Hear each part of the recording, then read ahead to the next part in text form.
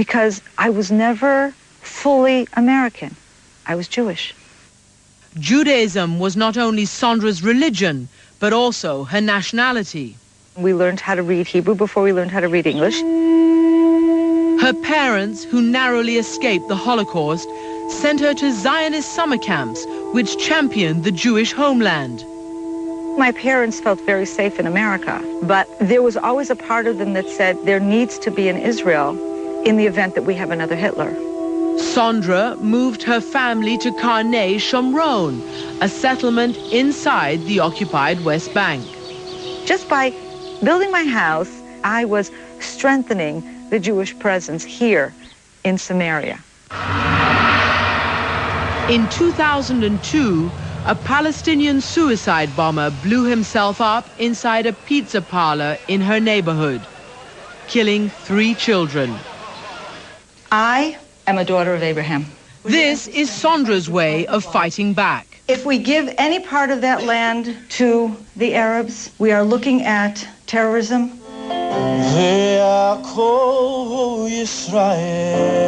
Back in Florida, Gary Cristofaro's congregation responds with money. We need to kick it up a notch. All the while singing a prayer for peace in perfect Hebrew. Their money builds parks, childcare centers, and music therapy programs, projects that make Jewish life here more comfortable and more permanent. If you don't live somewhere, if you don't take possession of it, it is not yours. Some say Jews and evangelical Christians make strange bedfellows, especially given the history of anti-Semitism in the church. Because of this doctrine of a Jew being a Christ killer, so much hatred and anti-Semitism has been propagated throughout the earth. We are going to win in Israel. Now that historic anti-Semitism has given way to an urgent support of Israel. His presence is here tonight.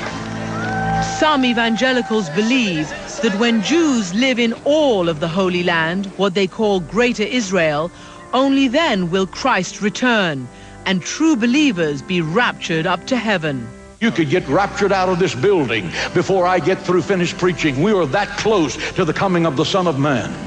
It is a controversial issue here in Israel as to whether we should be partnering with the Christians in any way.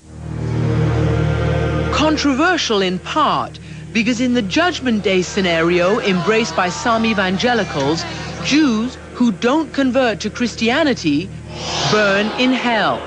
But Sandra isn't worried.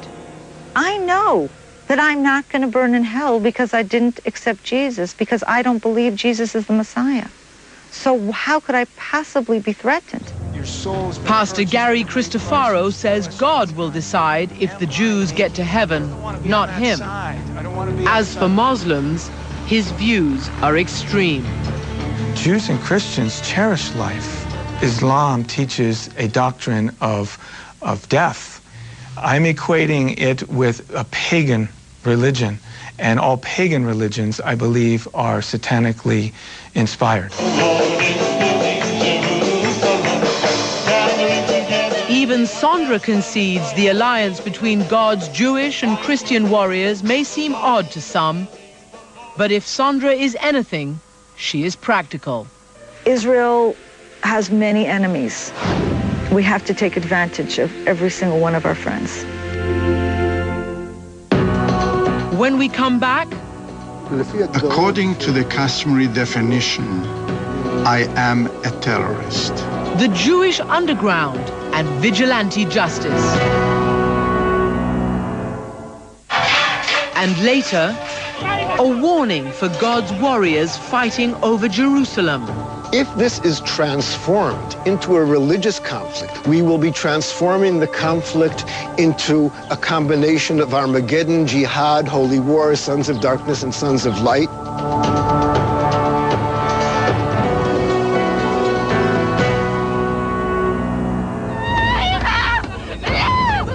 A Jewish underground and a trail of blood.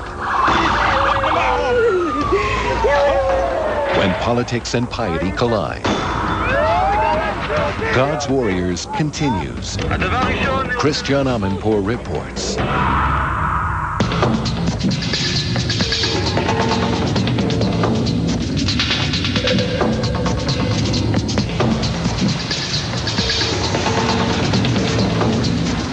Yehuda Etzion is publishing books these days,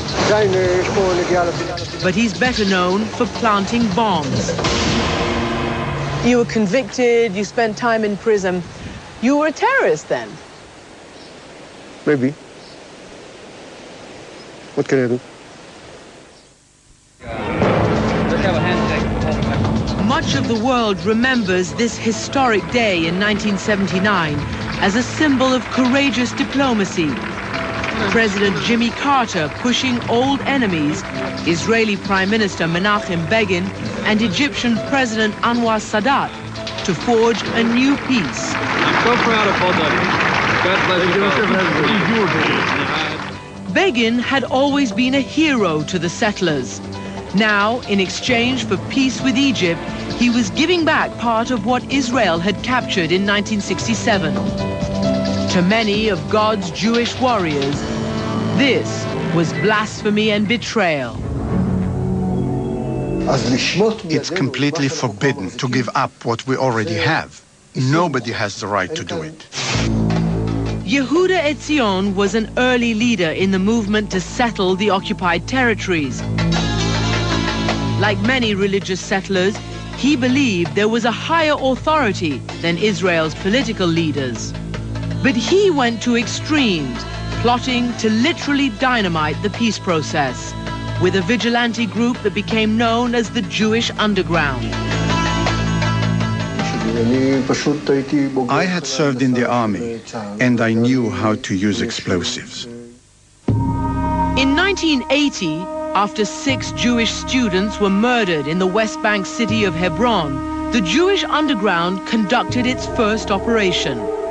You and your group of conspirators, you decided to take revenge. You know, in the Jewish tradition, the period of 1 month has a special meaning. It's the period of mourning. So we decided a timetable of 1 month. And so they planted bombs in the cars of Palestinian mayors in 3 West Bank cities. One of them, Bassam Shaka, the mayor of Nablus. The bomb went off the minute I stepped on the clutch. My legs were instantly blown off. They tried to save my knee in this leg, the longer one, so they kept it. But within 2 days, I had gangrene and almost died. Bassam Shaka and the others were targeted because the Jewish Underground believed they were behind the 6 killings in Hebron. But the Underground was wrong, according to Carmi Gilon, the former chief of Israel's internal security agency, Shin Bet. And those mayors, we had no information that they were involved in any terror act.